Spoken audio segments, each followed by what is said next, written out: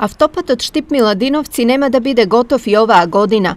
Иако беше најавено дека оваа есен автопатот ќе биде ставен во функција, сепак тоа ќе се случи дури од нова година.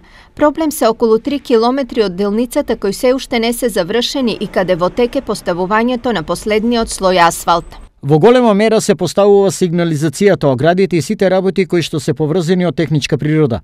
Веќе на одредени места се поставени табли.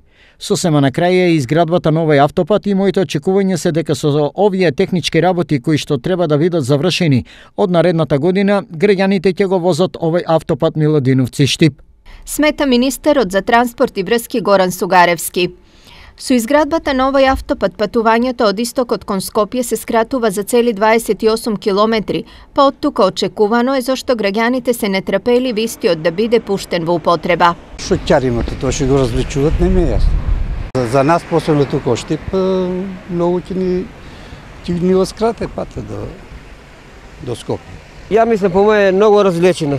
Требаше да се направи некој нешто го дњава работа, не знам што е работа. Пред некој ден изјавија дека и работиле нон-стоп и трета работиле и ноќ. Сега што не знам што е работа.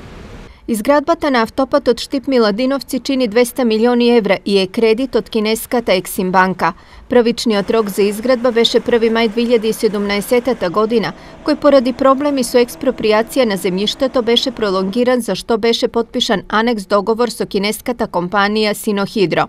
Изградбата на оваа автопатска делница во должина од 47 километри започна во 2014 година.